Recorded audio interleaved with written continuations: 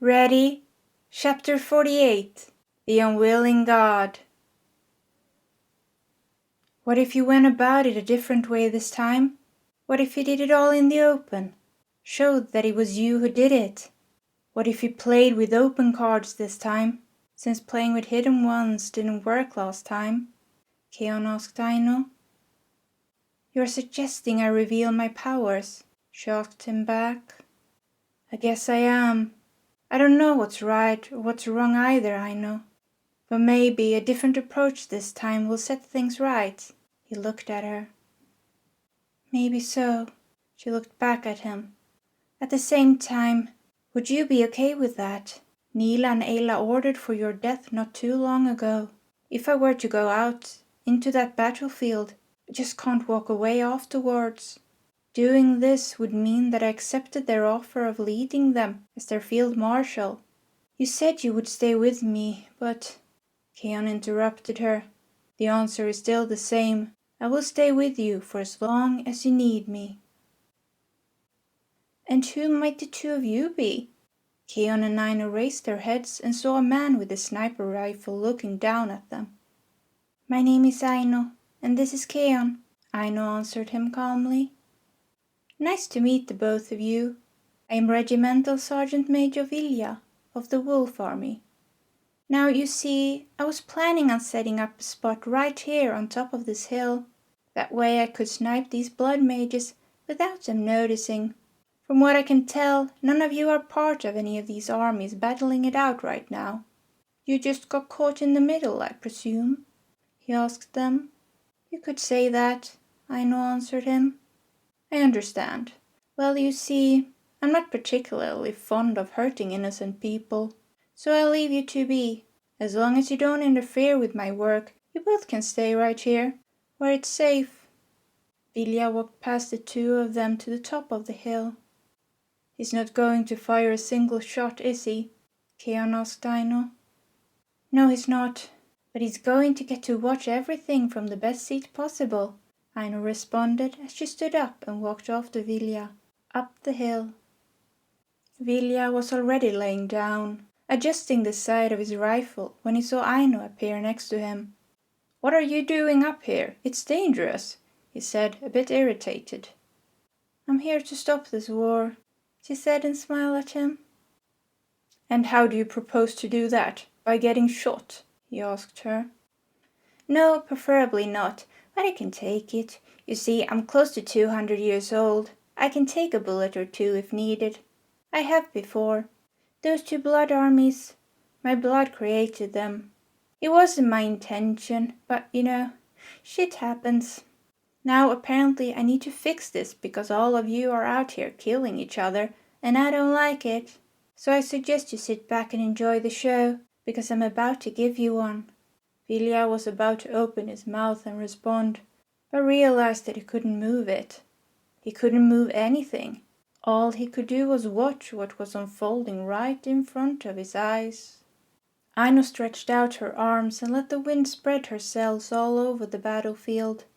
She could almost see the strings spawning from her fingers, latching on to those about to become her marionettes.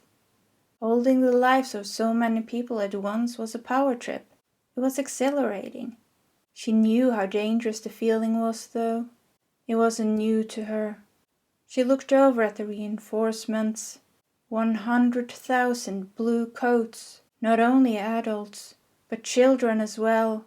The youngest of them looking no older than 12 years old. Even pregnant women ready to give birth at any minute stood there, weapons in hands. Had the ruler gathered every single person he could find just to take on the blood armies? The battlefield froze in front of her. She had gotten them all.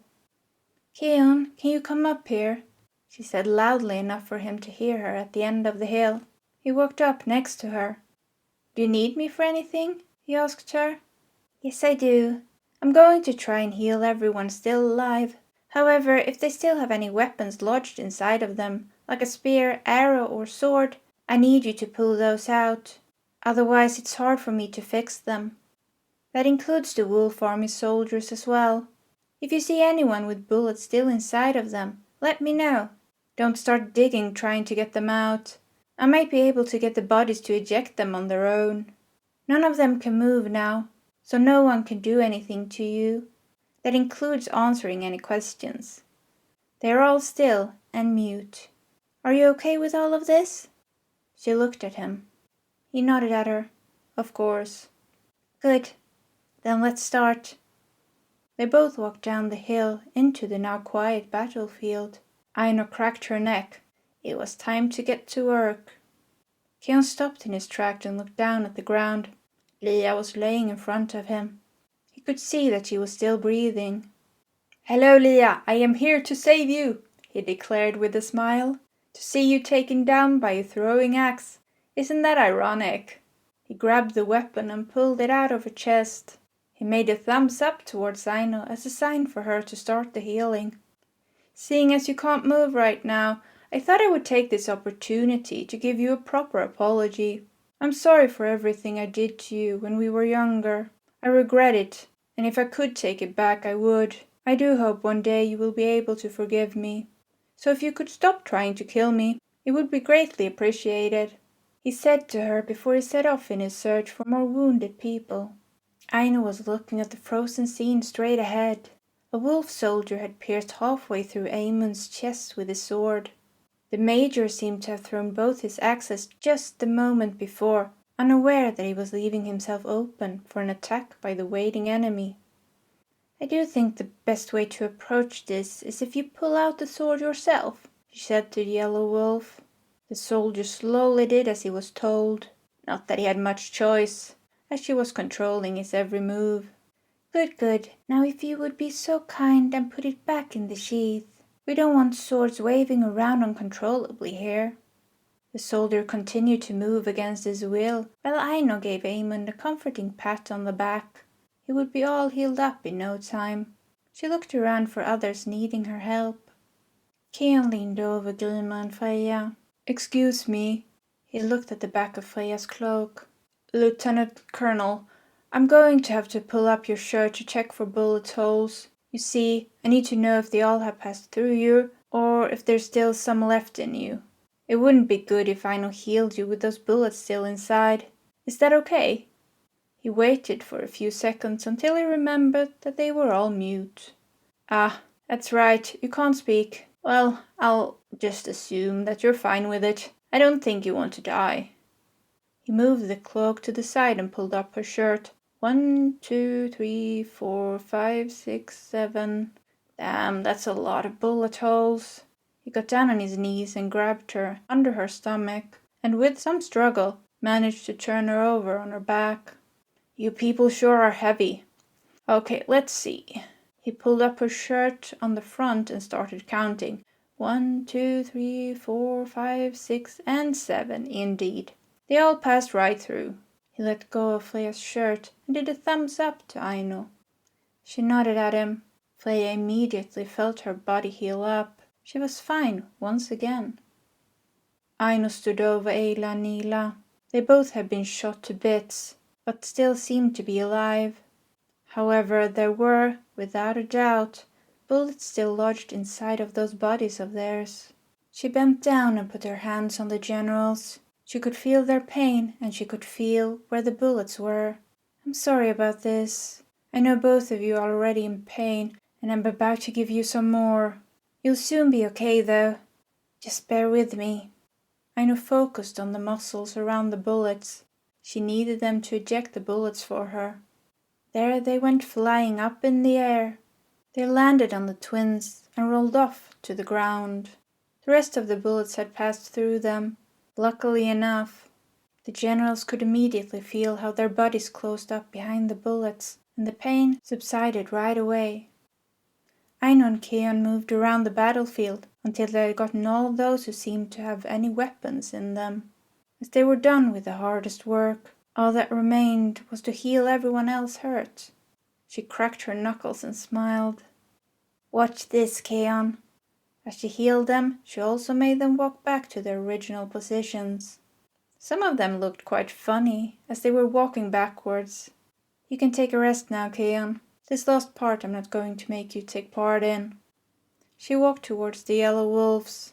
Now back in formation. She made them step aside just enough so that she could have a nice pathway right towards the ruler. As soon as she stood in front of him, she released her control over him. It didn't even take a second until he had drawn his sword and stabbed her right through the stomach. "That's not very nice. It really hurts," she said to him. "Who are you?" he asked her aggressively. "A remnant of the old world," she answered him. "Why are you here?" He was almost starting to foam at the mouth. "I was hoping we could negotiate for peace between the Blood armies and the Wolf army," she said, hopeful. "Peace? Every single one of those Bloodtards should be buried deep underground." He grabbed a knife from under his coat and pierced it right through her heart.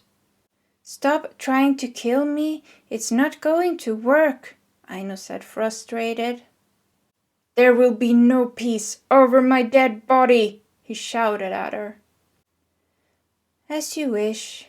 I just hope that whoever takes over after you on the throne is more willing to negotiate than you," she said, disappointed. "Oh yeah, what are you going to do? Kill me?" he said in a mocking tone. "I'm not. I promised myself I wouldn't kill anyone in the New World. Someone else, however, is very eager to do it."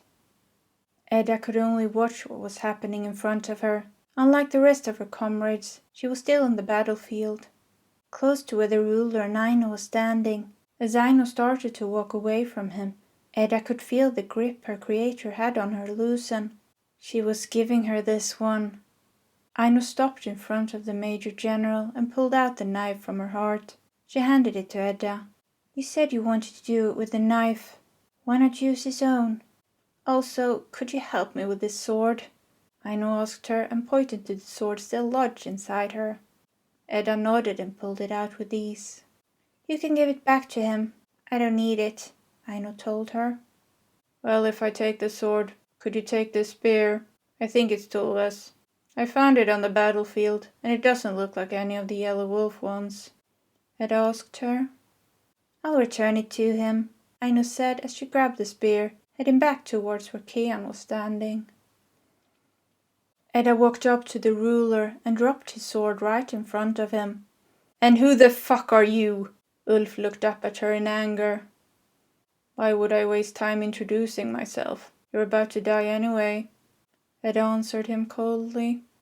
She ripped off his coat. His breastplate was held up with 2 thick leather bands, one on each shoulder, binding the back of the plate together with the front. She cut them both with a knife as the plates dropped to the ground.